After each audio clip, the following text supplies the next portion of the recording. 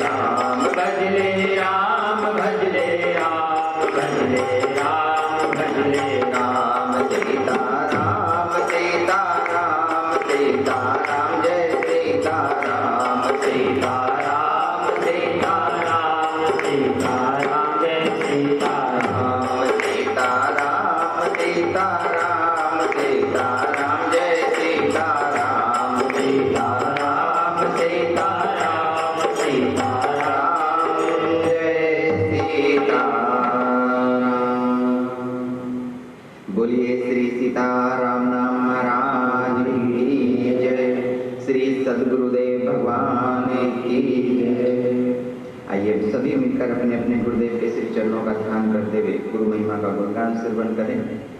गुरुदेव की असीम कृपा होती है, तब हमारे जीवन में परमानंद की प्राप्ति होती है। हे ईश्वर, तुम्हें आन मिलो लेकर गुरु का रूप, और गुरु तुम्हारी शक्ति है जग के परम अनूप। ठाकुर जी ही आकर के गुरुदेव के रूप में आकर के हमें चेताते हैं। जितने भी गुरुदेव हैं, संत भगवान हैं, ये सब ठाकुर जी के ही अंश हैं। परमात्मा को प्राप्त कराने के लिए यत्न प्रयत्न करते हैं, मार्ग प्रशस्त करते हैं। ईश्वर आन मिलो लेकर गुरु का रूप, तो ठाकुर जी ही करुणा पुकार सुन करके गुरु का रूप धारण करके हमारे जीवन में आते हैं और हमें स्वयं परमात्मा को प्राप्त कराने के लिए ही कोई मार्ग प्रशस्त करते हैं, जिससे साक्षात में ठाकुर जी के दर्शन हो जाते हैं। गुरुदेव के श्री चरणों का सानिध्य लेकर के सदैव ही गुरुदेव को नमन करें और आशा व्यक्त करनी चाहिए ठाकुर जी के लिए प्राप्ति के लिए यत्न प्रयत्न के लिए नमन करते हुए कहें कि गुरुदेव हमें एक बार ठाकुर जी से मिला दीजिए, बस एक बार किसी भी प्रकार से। आप उसके लिए कुछ भी करना पड़े, कोई भी हमें साधना करनी पड़े, आराधना करनी पड़े, किसी भी प्रकार के हमें जब तक करने पड़े हम उसको करेंगे, बस एक बार हमारे जीवन में ठाकुर जी के दर्शन करा दिए। ऐसा गुरुदेव से जाकर के नमन करके कहना चाहिए और सदैव तत्पर रहना चाहिए गुरुदेव की आज्ञा के लिए कि गुरुदेव परमात्मा को प्राप्त कराने के लिए कौन सा मार्ग बता रहे हैं, और जो मार्ग बता रहे हैं फिर उस पर चल करके प्राप्त करने के लिए प्रयत्न करें तो ठाकुर जी के दर्शन अवश्य में इसी जन्म में हो जाएंगे। अब गुरुदेव कहेंगे करने के लिए हम नहीं करेंगे, गुरुदेव बताएंगे मार्ग हम उस पर नहीं चलेंगे अथवा कम चलेंगे तो तब भी प्राप्ति नहीं होगी। अपने स्वयं के घर भी जाने के लिए हमें उचित मार्ग ही तय करना पड़ेगा, तब हम अपने घर पहुंचेंगे। बीच में अगर कहीं भी रुक गए तो घर नहीं पहुंच पाएंगे। तो जब अपने स्वयं के जो लौकिक जगत का घर है वहां पहुंचने के लिए हमें पर्याप्त दूरी को तय करना पड़ता है, तो परमात्मा के यहाँ पहुंचने के लिए, उनके दर्शन करने के लिए भी तो पर्याप्त भोजन करना पड़ेगा, और पर्याप्त भोजन नहीं करेंगे तो ठाकुर जी तो नहीं आएंगे। तो ठाकुर जी स्वतंत्र हैं, बिना किसी कारण भी नीच करके दर्शन दे देते हैं, ये तो ठाकुर जी की अपनी करुणा है। भगवान भोलेनाथ माता पार्वती को गुरु तत्व का श्रवण करा रहे, कहते हैं कि श्रीनाथ चरण द्वंतम यश्या दिशि विराजते, जिस दिशा में हमारे गुरुदेव के चरण कमल पड़े, जिस दिशा में हमारे गुरुदेव रहते हैं, वास करते हैं आश्रम में, उस दिशा को नित्य प्रतिदिन नमन करना चाहिए। इससे श्रद्धा व्यक्त होती है। हमारे गुरुदेव कहां पर हैं? सर्वव्यापक हैं। यह उस दिशा को नमन करने से हमें अनुभूति होने लगती है। जब चैतन्य महाप्रभु जी यात्रा करते करते भ्रमण कर रहे थे तो अपने गुरुदेव के ग्राम में पहुंच गए, और जब गुरुदेव के ग्राम में पहुंचते तो वहां पर जाकर के उस रज को एकत्रित कर लिया, एक पोटली में बांध लिया और सभी से कहा देखो मेरे गुरुदेव की रज है, चरण रज, यहाँ मेरे गुरुदेव गए थे निकल करके। और जीवन पर्यंत जब तक ठाकुर जी ने लीला करी महाप्रभु जी के रूप में, तब तक उस चरण रज की पोटली बना करके अपने पास रखते। तो उस दिशा को नमन करें जिधर हमारे गुरुदेव वास करते हैं, जिस मार्ग पर हमारे गुरुदेव विचरण करते हैं उस मार्ग को पवित्र मान करके शीश नवाएं। ऐसा भगवान बोले तस्य दिशे नमस्कुर्याते भगत्या प्रति दिनम प्रिय, प्रतिदिन करना चाहिए नमस्कार। प्रातः काल उठते गुरुदेव को नमन करें, अपने जीवनचर्या अपने उस दिवस को गुरुदेव को समर्पित करें और कहें कि गुरुदेव आज का दिवस ऐसे व्यतीत होना चाहिए कि ना किसी संत का हृदय दुखे, ना किसी भक्त को आघात लगे, और हमारे जीवन में भी किसी प्रकार का कोई अप्रिय क्षण ऐसा ना हो कि हम आपको भूल जाएं। ये गुरुदेव को नित्य प्रतिदिन नमन करके कहना चाहिए, और गुरुदेव ही कृपा करेंगे तो हमें वह बल प्राप्त होगा जिसके कारण से हमारा दिवस प्रेम पूर्वक व्यतीत होगा, और ठाकुर जी कृपा करेंगे उस दिवस में कि गुरुदेव की कृपा से किसी आनंद की अनुभूति हमें होने लगेगी। तो उस दिशा को नमन करना चाहिए, और यह हमारे गुरुदेव यहाँ आते हैं तो सर्वव्यापक होते हैं, भले ही मानव रूप विग्रह धारण करके और हमारे सामने विद्वान हो, किंतु उनकी असीम जो शक्ति होती है वह शिष्य के कल्याण के लिए पूर्ण रूप से समर्थ होती है। यह विचार नहीं करना चाहिए कि हमारे गुरुदेव हमारे जैसा शरीर धारण करके आए। राम जी, हमारे भगवान श्री कृष्ण जी भी जब यहाँ आकर के लीलाएं करते हैं तो मनुष्य रूप धारण करते हैं, लेकिन तब भी परमपिता परमेश्वर ही होते हैं। वही चिन्मय शक्ति होती है, चिदानंद में स्वरूप होता है हमारे ठाकुर जी का, और वही चिन्मय शक्ति वही चिदानंद स्वरूप हमारे गुरुदेव का होता है। तो गुरुदेव शरीरधारी होते हुए भी चिन्मय शरीरधारी होते हैं, तो नमन करना चाहिए ऐसे गुरुदेव को जो हमें परमात्मा से मिलाने के लिए यत्न करते हैं, जीवन पर्यंत प्रयासरत रहते हैं कि मेरा कोई भी शिष्य साधक और उस आनंद की अनुभूति करे।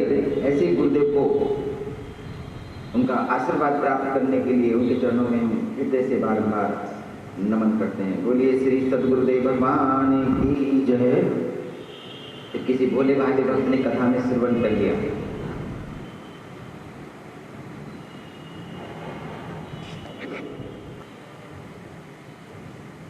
और इस बात को विचार करके वह भोला भाला भक्त सब कुछ छोड़ करके श्रीधाम वृंदावन पहुंच गया। और वृंदावन जाने के बाद में वहां पर सबसे गलियों में पूछता फिरता है कि यहाँ पर ठाकुर जी कहाँ मिलते हैं।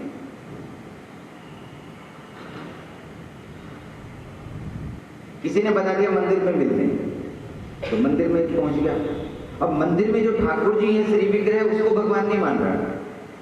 वहां जाकर के पुजारी से पूछता है कि पुजारी जी ये ठाकुर जी कहाँ मिलेंगे, मुझे उनके दर्शन करने हैं, उनसे वार्तालाप करनी है। पुजारी जी ने कहा ये ठाकुर जी दर्शन कर लो। कहते ये वाले ठाकुर जी नहीं चाहिए, वह ठाकुर जी चाहिए जो बोलते हैं, जो बात करते हैं, जो ऐसे आंखें देख करके खोल करके देख, हमें वो वाले ठाकुर जी चाहिए। हमें तो वही चाहिए जो बात भी करें, देखे भी, ऐसे हाथ भी ऐसे करके कहें बाबा बाबा। वो वाले ठाकुर जी किसको चाहिए? वही वाले ठाकुर जी चाहिए। वृंदावन की गलियों में विचरता है, पूछता है, कुछ ही दिन में सभी ने उसको पागल कहना शुरू कर दिया। अब गांव से आया था तो पोटली साथ में लेकर के आया था, उसमें कुछ धन था, कुछ वस्त्र थे, उनको लेकर के और वहां पर विचरण करता था। और सभी से जब ऐसे विक्षिप्त जैसी स्थिति हो गई तो वहीं वृंदावन में कोई ठग रहता था, जो उसने विचार किया कि कोई गांव का भोला वाला है तो पोटली भी संग में लेकर रखता है, धन भी प्रतीत होता है, वस्त्र भी है, तो कम से कम चलो गुरुदेव के बहाने से, भगवान के बहाने से अच्छा मौका है, इसी को ठग लेते हैं। कृष्ण कृष्ण सब कहे ठग ठाकुर और चोर, बिन प्रेम रिझे नहीं कंदर।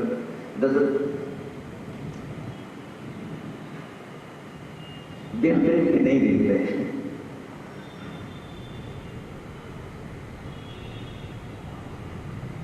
बिन प्रेम रिझे नटवर नंद किशोर।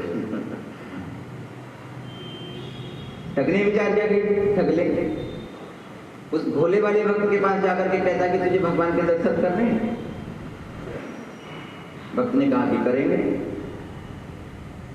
नहीं तो चलो दर्शन कराएं। जमुना जी के तट पर लेकर पहुंच गया। जमुना जी के तट पर जाकर के कहता है कि इस पोटली में तो मुझे दो और यहां पर आंख बंद करके ऐसे बैठ जाओ, और जब तक मैं नहीं कह दूं तब तक नेत्र नहीं खोलना, और ठाकुर जी तुझे दर्शन दे देंगे। अब हमारे ठाकुर जी भक्त के भोलेपन पर ही रिश्ते हैं। वे बेचारा भोला भाला भक्त आंख बंद करके जमुना जी के तट पर बैठ गया, ठाकुर जी का ध्यान करने लगा। ठग ने ध्यान करने की विधि बता दी, जैसी भी बताई, और उस पोटली को लेकर के वहां से चुप्पत हो गया। कह करके गया था कि जब तक मैं नहीं कहूं तब तक नेत्र नहीं खोलना, ठाकुर जी के दर्शन हो जाएंगे। अब जो वचन पे विश्वास कर लेता है गुरुदेव के, उसको ठाकुर जी की प्राप्ति हो जाती है, अन्य कुछ करने की आवश्यकता नहीं होती। गोस्वामी तुलसीदास जी महाराज से एक बार काशी में किसी ने पूछा था, चंदू नाम का एक हत्यारा था, कि ठाकुर जी की प्राप्ति कैसे होती है। गोस्वामी जी ने कहा, देखो ये त्रिशूल पेड़ के नीचे लगाओ पेड़ के ऊपर चढ़ो और उस पे से कूद जाओ, ठाकुर जी मिल जाएंगे। जिसने ये प्रसन्न किया था उसने नीचे त्रिशूल लगाया, पेड़ के ऊपर चढ़ा और जब ऐसे कूदने लगा और जब त्रिशूल नजर आया तो हताश हो गया, कूदा नहीं। भगवान तो हमें सभी को चाहिए, लेकिन इस देह के रहते रहते, अरे देह की बात भी तो मिल रही है ना। अब पेड़ पे जाने के बाद में नीचे कूदने लगा तो देखा त्रिशूल है तो फिर नहीं कूदा और उतर आया वहां से और बड़बड़ाता हो जा रहा है, ऐसे भगवान मिलते हैं क्या? वही मानसिक चंदू नाम का हत्यारा था, हत्याएं करता था, वह निकल कर आ रहा था। उसने पूछा क्या हुआ भाई, काहे के लिए इतना गुस्सा हो रहे हो? तो वो गोस्वामी जी बैठे ना, कह रहे हैं त्रिशूल को पूजा भगवान मिल जाएंगे। उसके मुख से निकला कि गोस्वामी जी ने कहा है? गोस्वामी तुलसीदास जी महाराज ने ये बात कही है, किसी और ने कही है? तुम नहीं, आपने ही कही है, स्वामी जी ने इस बात को कहा है। आया, आने के बाद में पेड़ पे चढ़ा और पेड़ पे चढ़ने के बाद में नीचे कूदा, त्रिशूल यहां से प्रवेश किया, शरीर का अंतवार साक्षात में हनुमान जी महाराज प्रकट हो गए, तत्व ज्ञान प्रदान करा के राम जी के दर्शन कराए। भक्तमाल की कथा तुलसीदास जी के चरित्र में। गोस्वामी तुलसीदास जी महाराज भक्तमाल के सुमेरु हैं। नाभाजी ने आपको सुमेरु कह करके बताया। तो जो वचन में प्रतीति करता है उसे प्राप्ति हो जाती है। अब यह व्यक्ति आंख बंद करके जमुना जी के तट पर बैठा है और ठग तो वहां से चला गया। 3 दिन हो गए बैठे बैठे। ना तो गुरुदेव ने आकर के कहा कि नेत्र खोलो, और ठग तो सत्य मानकर ही इस बात को साधना कर रहा है, आंख बंद कर रखे ठाकुर जी का ध्यान कर रहा है। उधर वैकुंठ में बैठे हुए हमारे ठाकुर जी इस बात के ऊपर रीझ गए। देवियों से नारद जी महाराज पहुंच गए, नारायण नारायण करते करते ठाकुर जी ने कहा कि नारद जी हमारे भक्त भी बड़े भोले होते हैं। एक ठग ने आकर के भक्त को बहका दिया, जमुना जी के किनारे 3 दिन से बैठ करके हमारे दर्शन की लालसा प्रतीक्षा कर रहा है, चलो नारद जी दर्शन देंगे चलकर। हमारे ठाकुर जी नारद जी के साथ में पहुंच गए। नारद जी ने आगे बढ़कर कहा कि भक्त जरा नेत्र खोल कर देखो, ठाकुर जी आए हैं, दर्शन कर लो। ठग ने कहा कि मेरे गुरुदेव कह करके गए कि जब तक मैं नहीं कहूं नेत्र नहीं खोलना, मैं नेत्र खोल कर नहीं देख सकता। मेरे गुरुदेव आकर के कहेंगे तभी आकर के मैं दर्शन कर सकता हूं, अन्यथा बस हम बैठे हुए हैं। ठाकुर जी ने मुस्कुरा करके नारद जी की तरफ देखा, देख लो भाई कैसा बोला है। अरे वो गुरुदेव थोड़ा ना है। नारद जी ने कहा कि वो गुरुदेव नहीं है, ठग है, तुम्हारा सामान लेकर के चले गए। आंख बंद कर ही कहता मेरे गुरुदेव को कुछ मत कहना, मेरे गुरुदेव के कारण ही आप दर्शन देने के लिए आए। अगर मेरे गुरुदेव ठग होते तो आप दर्शन देने के लिए आते। मेरे गुरुदेव सच्चे गुरुदेव हैं, और जो गुरुदेव में इतनी प्रीति रीति करे उसे तो ठाकुर जी वैसे ही मिल जाएंगे। भक्तमाल तो यही कहता है।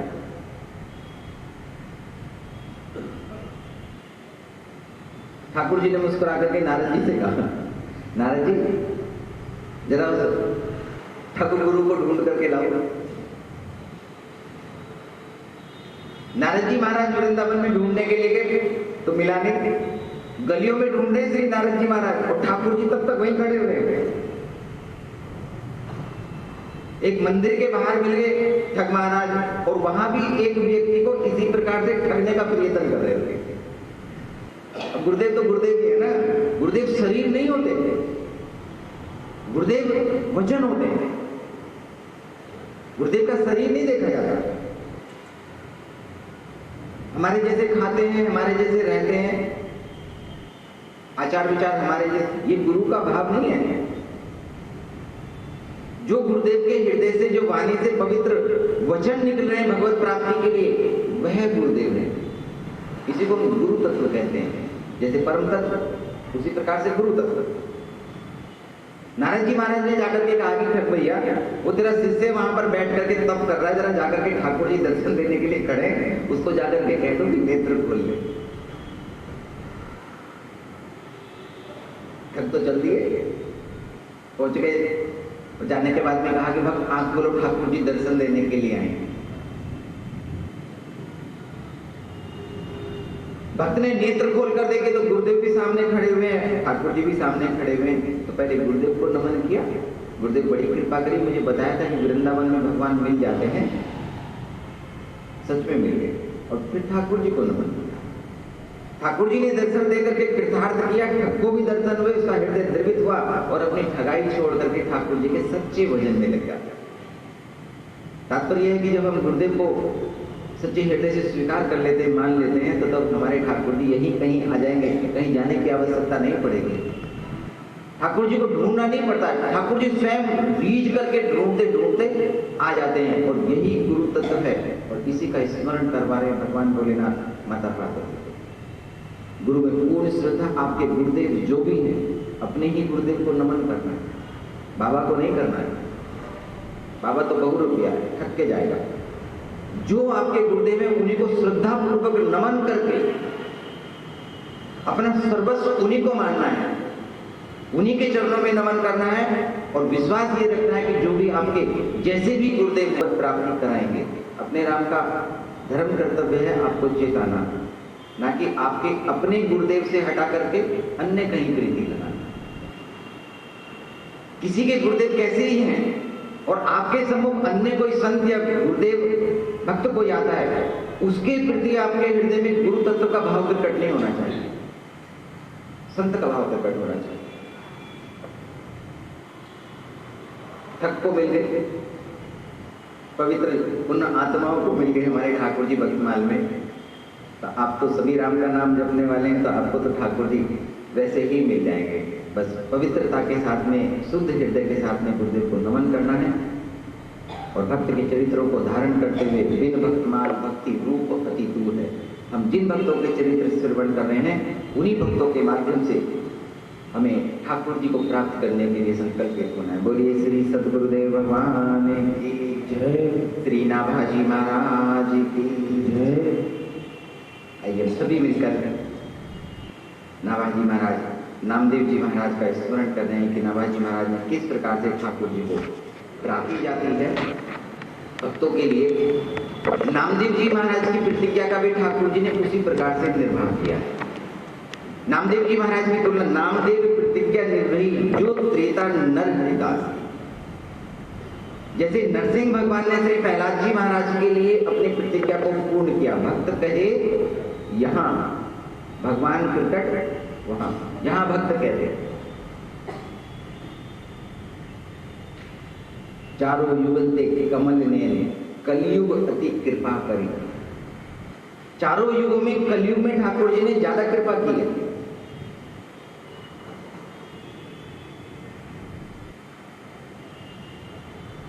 नामदेव जी महाराज ने पत्थर से भगवान को प्रकट किया, रास्ता पूछ लिया। एक बार नामदेव जी महाराज जा रहे हैं, दो मार्ग थे, एक इधर जाता है एक इधर जाता है। नामदेव जी महाराज को पता नहीं है किस मार्ग पे मुझे जाना है। वहां पर एक पत्थर पड़ा था तो पत्थर से पूछ लिया, महाराज जरा बताइए कौन से मार्ग पर जाना है। उसी पत्थर से प्रकट हो गए। श्री प्रहलाद जी महाराज ने ठाकुर जी को खंभ से प्रकट करा दिया। प्रहलाद जी महाराज के पिता हिरण्यकशिपु ने खड़ग लेकर के भय दिखा करके ठाकुर जी के लिए पूछा और नामदेव जी महाराज ने अपने गले के ऊपर छुरी रख करके ठाकुर जी को प्रकट करा। तो तुलना करते हैं प्रहलाद जी महाराज। जो प्रतिज्ञा नरसिंह भगवान ने प्रहलाद जी महाराज के लिए निभा की, वही नामदेव जी महाराज के लिए कलयुग में ठाकुर जी ने। बाल दशा विठल पानी जाके पै पियो। बालपन में ही आकर के ठाकुर जी ने नामदेव जी महाराज के हाथ से दुग्ध ग्रहण किया। बाल अवस्था में पहुंच गए, आकर के दुग्धपान करते मृतक गौ जीवाएं बच्चों असुरन को दी।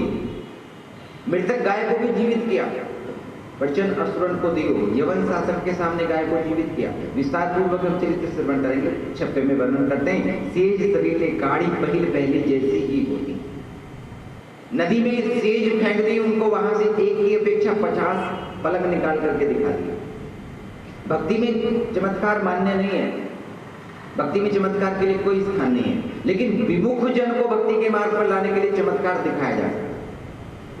अगर कोई विमुख है, किसी भी प्रकार से समझाने से नहीं मान रहा है, विश्वास नहीं कर रहा है, तो भक्त के लिए वर्णन है कि वह किसी चमत्कार को दिखा करके भी आकर्षित करे और विमुख को ठाकुर जी के सम्मुख लाए।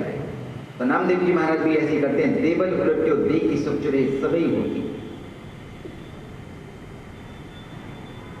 सभी के देखते देखते अग्नि ने अपने घर को नष्ट किया और स्वयं ठाकुर जी आते हैं। आने के बाद में पंडरीनाथ कृत अनुज जो छानी सुकर छाई घास की, ठाकुर जी ने अपने हाथ से आकर के नामदेव जी महाराज का छप्पर छाना, ऐसी भक्ति की है।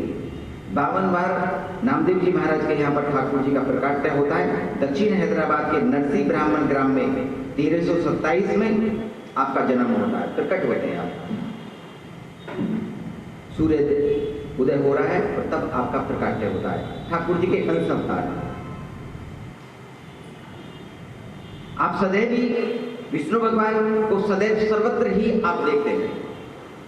भगवान के दर्शन सदैव करते हैं, सर्वत्र करते हैं। जले विष्णु स्थले विष्णु, विष्णु पर्वत मस्तके। जल में भी देखते हैं, अग्नि में भी देखते हैं, पर्वत में भी देखते हैं। सर्वत्र ठाकुर ज्वाला माला खुले विष्णु, सर्व विष्णु में जगत। अग्नि में भी देखते हैं। उसी प्रकार से प्रहलाद जी महाराज भी ठाकुर जी को सर्वत्र देखते हैं। तभी तो हिरण्यकश्यप से पूछ लेते हैं कि तेरे ठाकुर जी कहां कहां पर है।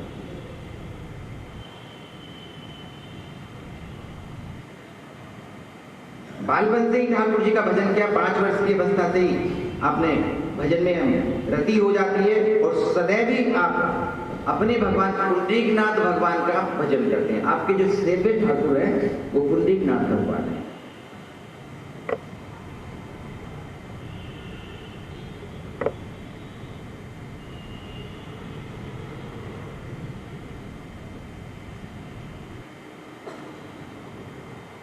एक पुंडरीकनाथ नाम के ब्राह्मण हुए। गुरु दीक्षा लेने के बाद में सदैव ही भगवत प्राप्ति के लिए यत्न प्रयत्न करते थे, तीर्थों में भी जाते थे। और एक बार पुंडरीक नाम के जो ब्राह्मण है, ये तीर्थ यात्रा करने के विरध से पत्नी को संग लेकर के चल दिए। विचरण करते हुए गए, काशी में पहुंच गए और काशी में जाने के बाद में एक पंडा के घर पर जाकर रुक गए। जब पंडा के घर पर जाकर रुके तो रात्रि में आपने कुछ हलचल देखी पुंडरीक ब्राह्मण ने, और जब उठ करके देखा तो कुछ स्त्री और पुरुष आए। आने के बाद में पंडा को जाकर के नमन किया। नमन करने के बाद में परिक्रमा की। कोई घर में बुहार करने लगा, कोई जल छिड़कने लगा, कोई अन्य किसी प्रकार के कर्म करने लगा। इसी प्रकार से सब आकर के वहां पर सेवा कर रहे हैं। पंडा सोया हुआ है।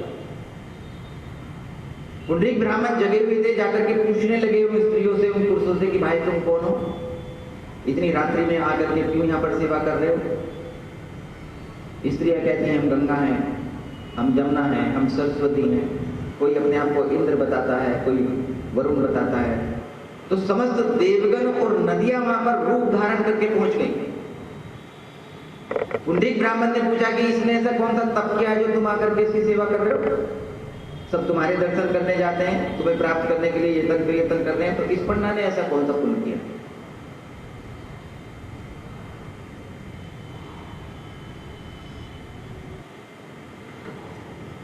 सभी हाथ जोड़ करके कहते हैं कि यह अपने मात्र पुत्र भक्त है, अपने माता पिता की सेवा करता है, उसके अतिरिक्त अन्य किसी को नहीं मानता है। तो इसके मात्र पितृ भक्ति पर रीझ कर हम नित्य प्रतिदिन यहाँ पर आते हैं। और जब यह बात कही तो पुंडरीक ब्राह्मण ने हृदय में विचार किया कि कैसे हम दुर्भाग्यशाली जीव हैं कि अपने वृद्ध माता पिता को घर पे छोड़कर और अपने जीवन को संवारने के लिए और हम तीर्थों का भ्रमण कर रहे हैं, ठाकुर जी को प्राप्त कर ले। हमारे माता पिता घर पर भूखे प्यासे पड़े होंगे, वृद्ध है। माता पिता की सेवा करने से अगर भगवत प्राप्ति हो जाती है, देवगण आ जाते हैं, तो फिर तीर्थों पर विचरण करने का कौन लाभ है। रात्रि में ही पुंडरीक ब्राह्मण ने निर्णय किया, प्रातः काल लौट कर काशी से अपने घर आए पंढरपुर में, और आने के बाद में अपने माता पिता की सेवा करनी आरंभ कर दी। प्रथम देव तो हमारे माता पिता ही है, उनकी सेवा छोड़ करके कहीं और जाकर के करें।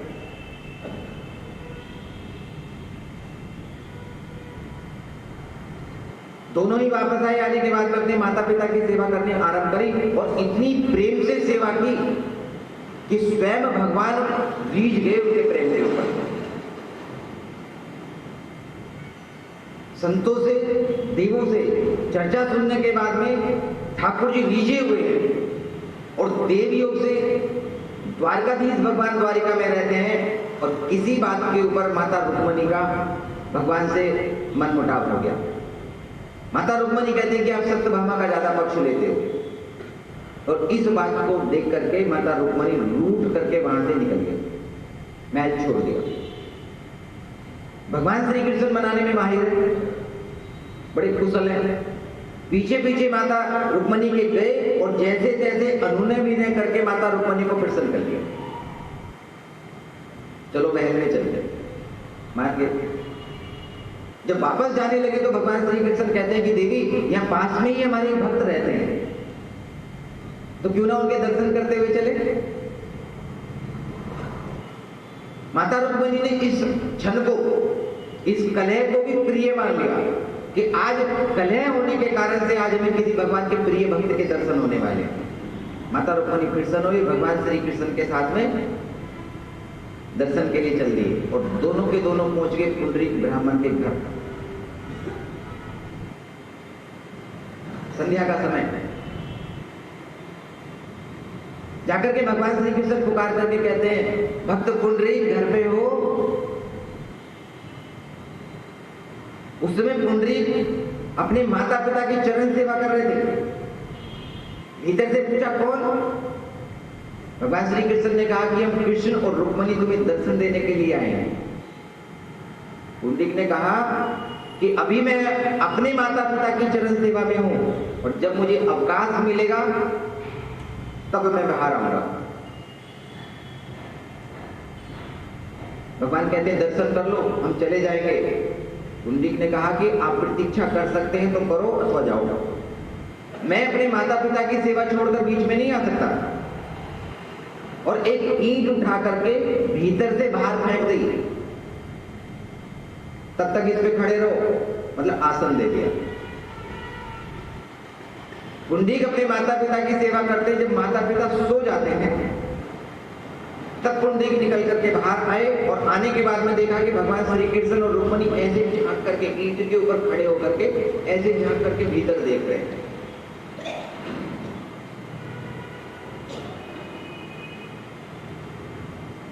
भगवान ने कहा वर मांगो।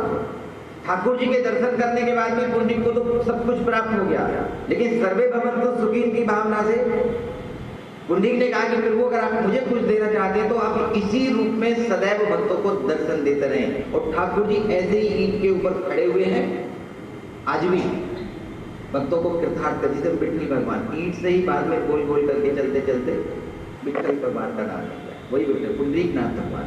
यही पुंडरीक नाथ भगवान नामदेव जी महाराज के सेवे ठाकुर है। आज भी ठाकुर जी के दर्शन पंढरपुर में जाए तो यही दर्शन मिलेगा वहां पर। ठाकुर जी उसी प्रकार, तात्पर्य कि ठाकुर जी भक्त के वश में हो जाते हैं। हम भगवान के दर्शन करने के लिए लालायित रहते हैं, ठाकुर जी आकर के भक्त के दर्शन करने के लिए प्रतीक्षा कर रहे हैं और ऐसे खड़े होकर के कर रहे हैं, आज तक खड़े हुए। रामदास जी महाराज डाकोर में लेकर के आए थे द्वारकाधीश भगवान को, भक्त की हुई पिटाई, पट्टियां बांधनी पड़ी ठाकुर जी को, चोट अपने ऊपर ली। समय मिलेगा तो कथा में श्रवण करेंगे। आज तक भगवान को पट्टियां बांधी जाती है। ठाकुर जी का शिकार पट्टियां बांधकर ही होता है। डाकोर में, द्वारिका के पास में 7 कोस की दूरी पर स्थित। तो भक्त के लिए भगवान सदैव इस प्रकार से दर्शन करने के लिए लालच, और यही हमारे पुंडरीक नाथ भगवान नामदेव जी महाराज के सेवे ठाकुर हैं। और आपके लिए वर्णन करते हैं कि छिपा वामदेव हरिद्विज को भक्त बड़ोता को एक बेटी पतिहीन भरी जानी। वामदेव जी नाम के एक ब्राह्मण हुए, आपके एक पुत्री, अवस्था 12 वर्ष, और 12 वर्ष की 12 वर्ष माज भयो तक 12 वर्ष की अवस्था में ही यह वैधत्व को प्राप्त हो जाती है। पति चल बसे, बाल विवाह हुआ करते थे पहले, तो 12 वर्ष की अवस्था में ही पति नहीं रहे।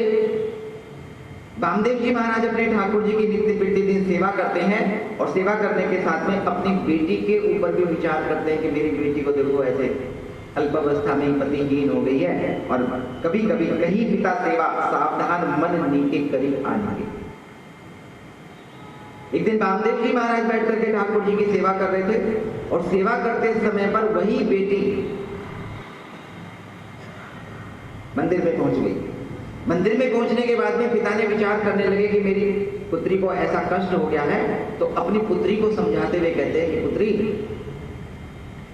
कि किसी भी स्त्री के लिए ठाकुर जी की सेवा करते करते ही गति की प्राप्ति हो जाती है। ठाकुर जी को ही अपना परमेश्वर मान करके अगर सेवा की जाए, स्त्री उसकी सेवा करे ठाकुर जी की, तो उसको परम धाम की प्राप्ति हो जाती है।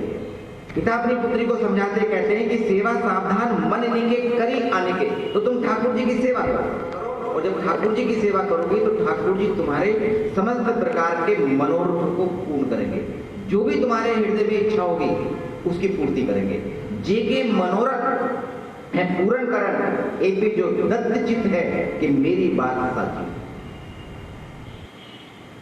मन लगा करके ठाकुर जी की सेवा करेगी तो जो भी कुछ प्राप्त करना चाहेगी, जो भी तेरे हृदय में मन कामना होगी, वह सब तेरे ठाकुर जी पूरा कर देंगे।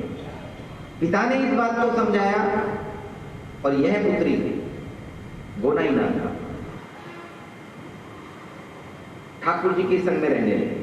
आती थी, सेवा करती थी, ठाकुर जी को निहारती रहती थी। धीरे धीरे ठाकुर जी से चित्त लग गया।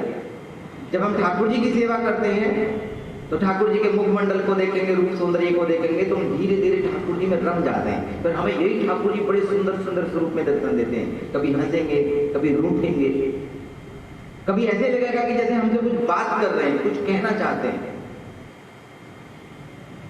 धीरे धीरे यही लगाव होता चला गया, ठाकुर जी में रतिमती हो गई और उन्हीं के संग में बैठी रहती थी। और इस कन्या के जीवन में इसकी एक सखी थी। एक दिन वह अपने छोटे से पुत्र को गोद में लेकर के मंदिर में पहुंच गई और मंदिर में पहुंचने के बाद में यह छोटे से शिशु को गुनाई श्याम श्याम श्याम सीता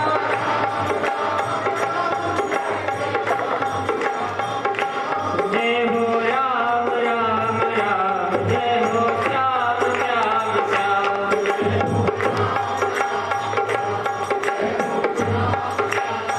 श्री सीतारामचंद्र भगवान की। बोलिए श्री सतगुरुदेव भगवान की जय। वामदेव जी महाराज की पुत्री ठाकुर जी की सेवा कर रही है, सेवा करती है, उसी में मन लगाती है। और एक दिन जब सखी वहां पर अपने पुत्र को लेकर के आई, वह पुत्र ला करके गोनाई की गोद में दे दिया। अब उस छोटे से शिशु को देख करके वो पहले तो प्यार करने लगी, बड़ी मनोहर सी मूर्ति, और जब खिलाने लगी तो वह बालक धीरे धीरे जब तिलकारी मार करके हंसने लगा, तो गुनाई के मन में विचार होता है कि ये छोटे छोटे जो बालक होते हैं ना, बड़े सुंदर होते हैं।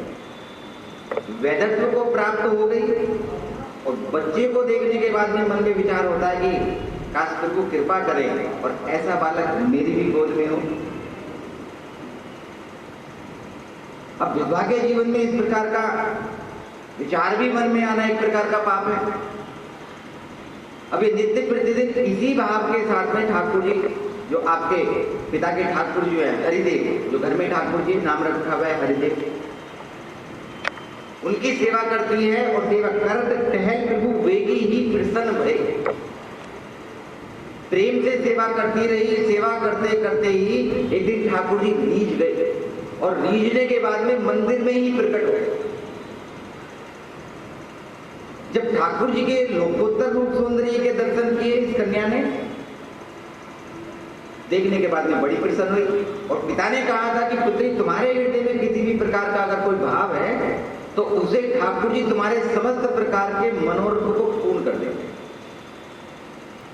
ठाकुर जी को देखा है, देखने के बाद में भाव प्रकट होता है कि काश हमारे भी कोई पुत्र की प्राप्ति हो। राम सदा सेवक रुचि राखा, और हमारे राम जी तो सबकी रुचि को रखते ही, सेवक की रुचि का तो निर्वाह कर ही देते, चाहे जिस प्रकार की रुचि क्यों ना हो।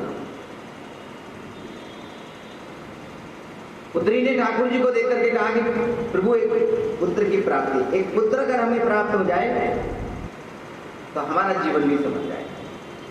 और जब यह बात कही कि ठाकुर जी को देखने के बाद में पुत्र की प्राप्ति हो जाए, तो ठाकुर जी ने भी मन भय की नहीं काम वासना जो देखी उन मानी, ठाकुर जी ने उसके मनोरथ को पूर्ण किया। अब ठाकुर जी की सेवा करते करते मंदिर में जहां चित्त और मन लगा हुआ है, ऐसा काम का भाव कैसे प्रकट हो गया?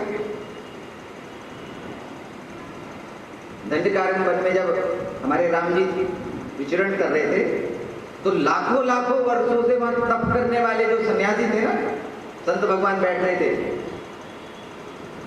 हमारे राम जी के दर्शन करने के बाद में सबके हृदय में भाव प्रकट हुआ कि ये हमारे पति के रूप में मिल जाए। हम स्त्री होते तो इन्हें अपने पति के रूप में वर्ण कर लेते। और शास्त्रों का वर्णन कि वही दंडकारण्य वन के जो ऋषि मुनि थे, संत भगवान थे, आकर के जब द्वारका यहाँ पर वृंदावन में हमारे ठाकुर जी द्वापर में लीलाएं करते हैं, तो वही सब आकर के गोप गोपाल यहाँ पर आकर के बन जाते और ठाकुर जी को प्राप्त किया। तो ठाकुर जी का लोकोत्तर रूप सौंदर्य इस प्रकार का है कि उनको देखने के बाद में अगर हमारे हृदय में काम का भाव प्रकट हो जाता है, तो यह भी सात्विक भाव है। हम ठाकुर जी के प्रति भाव कर रहे हैं, वासना की वृत्ति नहीं कर रहे। ठाकुर जी ने यह देखने के बाद में मनोरथ को पूर्ण किया, और मनोरथ पूर्ण करने के बाद में इस कन्या के गर्भ में ठाकुर जी ही अंश रूप से अवतरित हो गए। अब नित्य प्रतिदिन सेवा करती है, दर्शन करने के लिए जो आते हैं, किसी को पता चल गया कि वामदेव जी महाराज की विधवा पुत्री जो है वह गर्भवती है, गर्भ से। और जैसे ही ये बात प्रकट होती है, तो विधवा को गर्भता की बात चली, फोर फोर दुष्ट सिर मोरिन को भाई मन भाई है। जब दुष्टों को इस बात का पता चला, तो सबके मन भावना हो गई। अब इस बात की चर्चा चलने लगी। किसी एक ने जाकर के बाहर कहा, उसने किसी अन्य को बताया, और इस प्रकार से चर्चा चलते चलते वहीं पंढरपुर में सब जगह फैल गई। और सभी इस बात के लिए वहां पर कहने लगते हैं कि वामदेव जी महाराज की जो पुत्री है वह गर्भ से है, और यह तो पूर्ण रूप से ही अधर्म है, दुष्ट। निंदक जो होते हैं, इनको तो बस किसी प्रकार का तनिक सा कहीं भाव प्रकट हो जाए, कोई मौका मिलना चाहिए किसी भी प्रकार से। जय कहो निंदा सुनई पराई, हर्षो मनो परी निधि पाई। ऐसे लोगों की जैसे किसी प्रकार की निधि मिल गई हो। निंदा करने वाले संत निंदा अति बुरी, भूली करो जनी कोई, और जन्म जन्म के सुकृत को पल में डारी खोई। ये निंदक जो होते हैं ना, बड़े काम के होते हैं। हम सभी के जीवन में एक निंदक जरूर होना चाहिए। निंदक की अति महिमा हम जब तक करते हैं, तब जाकर के हमारे पाप नष्ट होते हैं। और हमारे जीवन में अगर कोई निंदक आ जाए, तो वह हमारे पापों को ग्रहण कर लेता है, उसके सुकृत नष्ट हो जाते हैं, और सामने वाले के पापों को वह ग्रहण कर लेता है। कि जग में हितवा तीन है, निंदक माई बाप। हमारे जग में बस तीन ही देती हैं, या तो हमारे माता पिता, और अथवा कोई निंदक कहीं पर मिल जाए तो। और मां मल धोवे हाथ से, खल जीवन से पाप। मां अपने पुत्र के शिशु के मल हाथ से साफ करती है, और ये जो निंदक होते हैं ना, अपनी जीवा से करते हैं साफ। जिसे कबीरदास जी महाराज निंदक निकले राखी आंगन खुटी। ऐसे निंदकों को तो अपने खुटी बना करके रखना चाहिए, संभाल करके।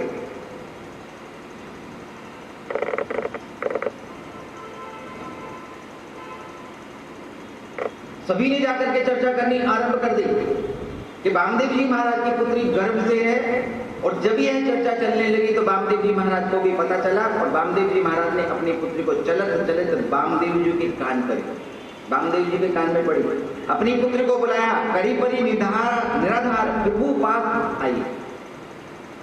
आकर के पुत्री से कहा कि पुत्री तुमने क्या किया? लोकलाज की मर्यादा को तुमने उल्लंघन कर दिया, हमें कलंकित कर दिया। अरे ठाकुर जी की सेवा के लिए लगाया था, तो ठाकुर जी की सेवा में वंचित लगाना चाहिए था।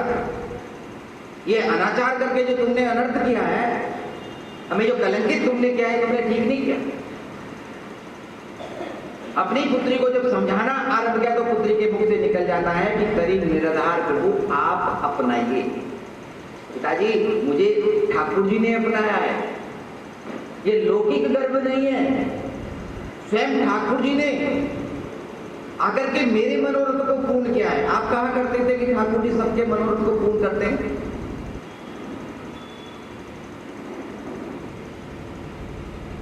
रामदेव जी कहते हैं कि क्या ये बात सत्य है? पुत्री ने कहा कि ये हमारे ठाकुर जी का ही प्रसाद है, मैंने किसी प्रकार का कोई पाप नहीं किया है और आप इस बात को सत्य माने।